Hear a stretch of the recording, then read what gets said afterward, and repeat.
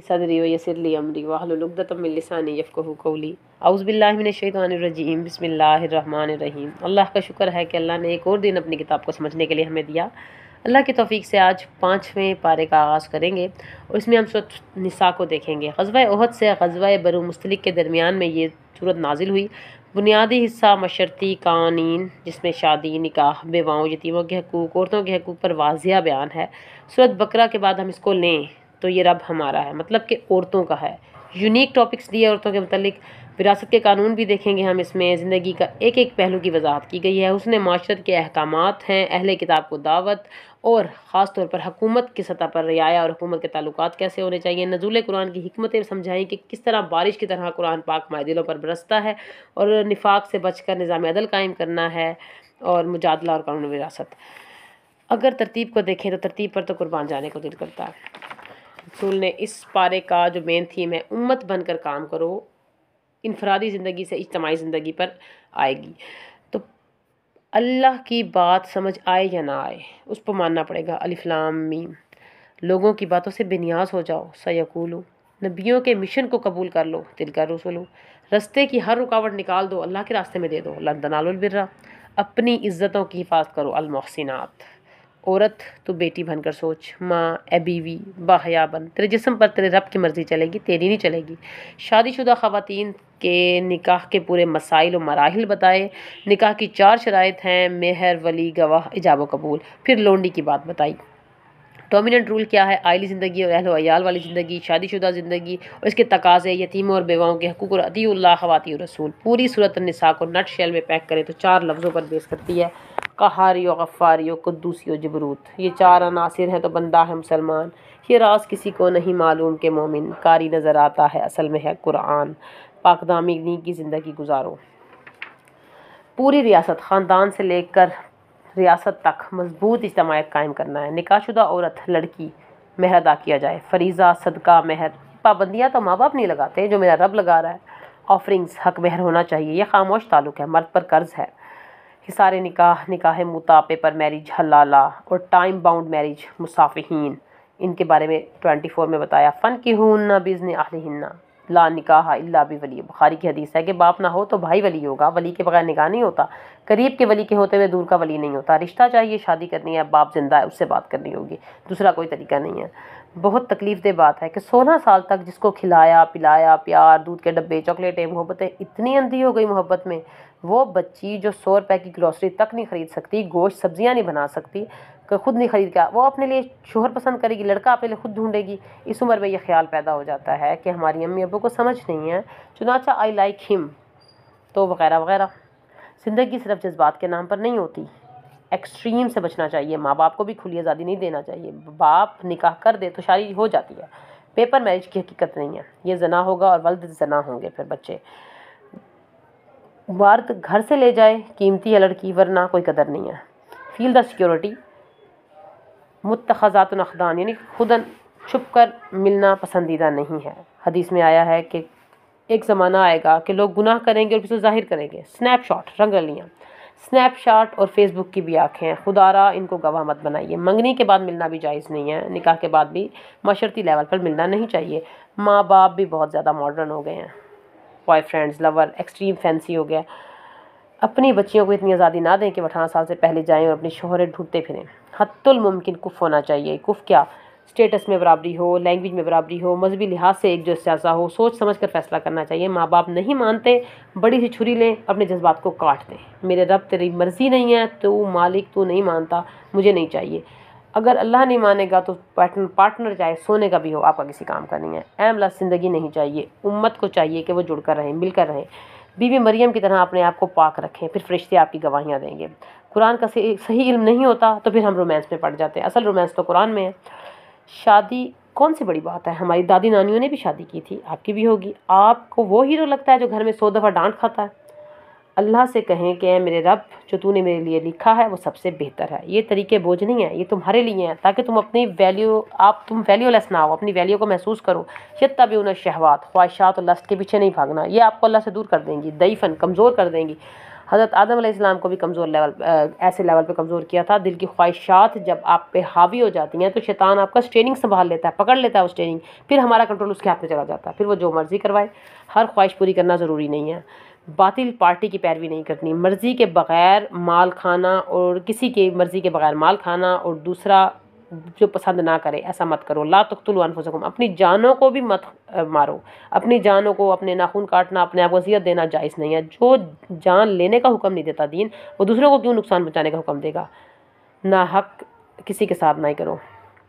جو شخص اپنے آپ کو خنجر سے مارے گا قیامت دن وہ خنجر لے کر آئے گا اور بار بار اس کو مارے گا۔ 2034 نمبر کی حدیث ہے، اور یہ کبیرہ گناہوں میں ہے۔ اللہ کی بات پر راضی ہو جاؤ، دین کے معاملے میں اپنے اوپر والوں کو دیکھو۔ حکمت اس بات میں ہے کپڑا، مال، اولاد میں پیروی نہ کرو، لا تتمناؤ، ان کی تمنا نہ کرو، بلکہ حضرت آسیہ کو دیکھو، ان کا تقابل کرو، کس طرح سے انہوں نے اپنی زندگی کو صدقہ جاریہ میں لگا دیا تھا۔ آپ کو کپڑے نہیں مل رہے، پیسہ نہیں مل رہا، دعا کیجئے جنت میں ہمیں یہ دے دیں۔ نیک کام میں مقابلہ کرو، فاستبقوا الخیرات۔ قوام، منیجر کون ہے؟ مرد آپ کا منیجر ہے۔ الرجال قوامون علی النساء، ان کے اندر اللہ تعالیٰ کی خوبیاں ہیں، وہ آپ کا منیجر ہے، وہ آپ کا محافظ ہے، وہ آپ کا رزاق ہے، وہ آپ پر مال خرچ کرتے ہیں، حفاظت میں آپ ان کی محتاج ہیں، اور چور کو بھگانے میں، جسمانی طاقت لگانے میں وہ آپ کے ساتھ ہے۔ عورت 4 کام اکٹھے کر کے خوش ہوتی ہے، لیکن مرد ایک سے زیادہ کام نہیں کر سکتا۔ فلیکسیبلٹی ہے عورت کے اندر، مرد میں نہیں ہے، ان دونوں کو برابر نہیں کیا جا سکتا، فطرت کا اصول ہی نہیں ہے۔ بچوں کی پرورش کرنا عورت کی ذمہ داری ہے، اور مرد بہت سٹیبل ہوتا ہے، جذباتی نہیں ہوتا۔ لانگ ٹرم پلاننگ کر سکتے ہیں وہ لوگ، ڈٹرمن ہوتے ہیں، لیکن عورتیں ایسی نہیں ہوتی، اس سے برعکس عورتیں لانگ ٹرم پلاننگ نہیں کر سکتی، جذباتی ہوتی ہیں، ڈٹرمن نہیں ہوتی، اپنے فیصلے بدل لیتی ہیں۔ شوہروں کی خواہشات عورتوں کی نسبت کم ہوتی ہیں۔ 50-50 نہیں چلے گا، برابری نہیں ہے، ذرا سی بات ہے، ایگو کا ایشو نہیں ہے، سمجھ جائیے، صالحات قانتات اور حافظات بن جائیے۔ دونوں میں سے کوئی ایسی بات ہو جائے تو مرد کو اپر ہینڈ حاصل ہے، سمپل سی بات ہے۔ جو مرد کو عزت دے دیتی ہے وہ اس کے دل کی رانیاں بن جاتی ہیں۔ حضور نے فرمایا تھا تم سے بہتر بیوی وہ ہے جب تم اس کو دیکھو، اس کو یعنی کہ شوہر جب اس کو دیکھے تو وہ خوش ہو جائے، اور جب تم اس کو حکم دو تو وہ تمہاری بات مانے، اور جب تم گھر میں موجود نہ ہو اپنی ذات اور تمہارے مال کی حفاظت کرے۔ بیویاں اپنے شوہروں کے لیے خوشی کا باعث ہیں۔ اللہ اس عورت کو محبت کی نگاہ سے نہیں دیکھتا جو خاوند کی شکر گزار نہیں ہوتی، حالانکہ وہ اس سے بے نیاز ہو بھی نہیں سکتی۔ 100 باتوں کی ایک بات، شکر گزار بن جائیے۔ شوہر کو ہم تھینک یو نہیں کہہ سکتے کیونکہ یہ اس کا فرض ہے۔ میں نے جہنم میں کثرت سے جلتے ہوئے دیکھا ہے عورتوں کو۔ حضور صلی اللہ علیہ وسلم نے فرمایا تھا کن وجوہات کی بیس پر شوہر کی ناشکری کرتی ہیں اور بد زبانی کرتی ہیں۔ زبان کا صحیح استعمال کریں، اچھی بیوی بن کر یہ ثابت کریں کہ میں قرآن سیکھ رہی ہوں، قرآن میں سکون ہے، قرآن کی جو لائف ہے وہ بالکل بہترین ہے، اور گھر میں اگر سکون نہ ہو، دیکھیں باہر سکون نہیں ملے گا۔ حقوق اللہ سے لے کر حقوق العباد تک تمام ایکسپلینیشن اس میں آ گئی۔ جب دل نہیں کھلتا تو ہاتھ بھی نہیں کھلتا، پھر کیا ہوتا ہے؟ کفران نعمت۔ جہاں ہر طرف فتنہ ہو، جہاں پر لوگوں کی دین کی ضرورت ہو، وہاں پر آفر کریں اپنے دین کو، اپنی خدمت وہاں آفر کریں۔ جب خوشیوں کے موقع پر ہم اللہ کے مقابلے پر آ جاتے ہیں نا تو پھر مسئلے وہاں پیدا ہوتے ہیں۔ یہ آخری خوشی تو نہیں ہے ہماری۔ اور جو دنیا میں شہرت کے لیے کام کرے گا اللہ قیامت کے دن سب کو دکھا دے گا، سب دیکھ رہے ہوں گے کہ اچھا جی آپ اس لیے کام کر رہے تھے۔ بخاری کی حدیث ہے 6499، لا مقصود الا اللہ۔ خوشیوں میں ہم کس کی نافرمانی کر رہے ہیں؟ کس کی سنت کی بے قدری کر رہے ہیں ہم؟ ذرا غور تو کریں، آنکھیں بند کر کے قیامت کے میدان میں خود کو دیکھیں، اصلاح کی توفیق دے اللہ تعالیٰ ہمیں۔ آیت 42 کو دیکھیے گا۔ نماز نہیں چھوڑنی ہم نے۔ ہم سمجھتے ہیں کہ تکبیر سے لے کے آخر تک پڑھنا نماز ہے، ایسا نہیں ہے۔ نماز کے ترجمے پر غور کریں، اس کی روح پر غور کریں، یہ ہمارا ایک سیکیورٹی لیول ہے، ہمارا ایک چارج سسٹم ہے۔ اپنی نمازوں کے پیچھے لگ جائیں تو ہم فوکسڈ ہو جائیں گے۔ تمہاری نمازوں کا صرف اتنا حصہ قبول ہوتا ہے جتنا تمہیں سمجھ میں آتا ہے، اور جنابت کے مسائل بتائے، عقیدہ دین ہے ہمارا اسلام۔ تیمم کا جس نے اللہ کو مان لیا تو پھر دوسرے گناہ وہ نہیں کرتا، پھر وہ دوسری چیزوں میں نہیں پڑتا۔ ستاروں کا حال، جادو، پتھر وغیرہ یہ دیکھنے ان کے کام نہیں ہوتے۔ ابن عباس نے کہا تھا کہ کھالوں کے جلنے کا 1000 بار ہوگا۔ یہ سفید چمڑی، یہ کھال ہم سے نہیں سنبھلتی، یہ کھال گواہی دے گی اور انسان پریشان ہو جائے گا، تمہیں کیا ہو گیا، تم بھی کیوں بول رہی ہو؟ آیت 56۔ عدل، چیزیں واپس کر دیں۔ انصاف کرنے والا رحمان عز و جل کے دائیں طرف ہوگا اور نور کے ممبروں پر ہوگا۔ یہ وہ لوگ ہوں گے جو اپنی رعایا اور گھر والوں میں عدل و انصاف کیا کرتے تھے۔ معاشرتی احکامات بتائے، اللہ اور رسول کی اطاعت کرو، اطیعوا اللہ و اطیعوا الرسول، ماننا تو ہے، پوری شریعت پر عمل کرنا ہے۔ قرآن پوری شریعت پر پھیلا ہوا ہے۔ اب اپنی حالت دیکھیں، ہم سوچتے ہیں سود، نماز، روزہ، حج بھی نہیں کیا، عمرہ بھی نہیں کیا ہوا، مر گئی، اب اس لڑکے سے بات نہیں کرنی، یہ نہ کرو، شادی کی پابندیاں، دماغ پھٹ رہا ہے، ذہن بے چین ہو رہا ہے، یہ کیا مذاق ہے، کیا سٹریس ہے، مشکل ہے اسلام۔ امی کی تو عادت ہے اتنا بولنے کی، ابو اتنا ریجڈ ہو جاتے ہیں، اور یہ بیان والے اتنا بولتے ہیں، اتنے ہارش ٹاپک ہیں۔ ٹیک اے ڈیپ بریتھ، اطیعوا اللہ و اطیعوا الرسول۔ اس کو اپنا ٹیسٹ بنا لیں، خوشی سے قبول کر لیں، چوائس بنا لیں. If you don't beat them join them. اے اللہ جو تجھے پسند ہے وہ مجھے پسند ہے. پھر ہم پریشان ہو گئے، امی یہ کہتی ہیں یہ دیکھو یہ نہ دیکھو، اس کو کرو ویسے نہ کرو، کیسی باتیں کرتی ہیں، اتنا کام کرنا پڑے گا، کیا مصیبت ہے. اسٹاپ. اطیعوا اللہ و اطیعوا الرسول. سب نہیں آپ کے لیے بدلیں گے، آپ بدل جائیں، اپنے آپ کو ڈھال لیں. شوہر کہتا ہے تم بدلو، بیوی کہتی ہے تم بدلو. اکیلے میں اپنے رب سے باتیں کریں. جو میرے رب کو پسند ہے میں نے لانا ہے، جو نہیں پسند لے جانا ہے. خدا کی قسم ہم صرف بھلائی چاہتے ہیں، فراقین میں موافقت چاہتے ہیں. ایسے لوگ، اور ہم اپنی 1.5 کی مسجد بنا کر تو نہیں رہ سکتے نا. تو پھر کیا کریں گے؟ مل کے رہیں گے. قول بلیغا، باثر بات کریں، دردمندی کی بات کریں اور دل میں پہنچانے والی بات کریں. رسول کے آنے کا مقصد کیا ہے؟ ہم اس کی اطاعت کریں. اللہ خود اپنے رسول کی قسم کھا کے کہہ رہے ہیں جو دین کا حکم مانو تو ہنستے مسکراتے خوشی سے مانو. ابھی فیصلہ کریں. اور قرآن کی بوندیں پڑھتی ہیں تو اس کو ابزارو کرتے جائیں. سبق کیا ہے؟ محنت تو سب کرتے ہیں، ہم نے کیا کرنا ہے؟ تزکیہ، تربیہ، پھر جنگ اور پھر جہاد. کف بیائیدیکم، مل کر ساتھ رہنا ہے. اب ہم ساتھ نہیں چل سکتے، کٹ کر کوئی دین نہیں ہوتا، تو ہمیں ساتھ ہی رہنا ہے. خیر ذمہ داری سے آگے بات نہیں کرنی، پھیلانا نہیں ہے، سمیٹنا چاہیے. دکھ ہوتا ہے، دل کٹتا ہے، لیٹ دیم گو.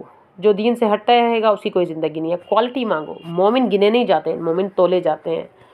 ہم کہتے ہیں لوگوں کو تمیز نہیں ہے، بولنا نہیں آتا، بات نہیں کرنا آتا، بکھرے ہوئے ہیں.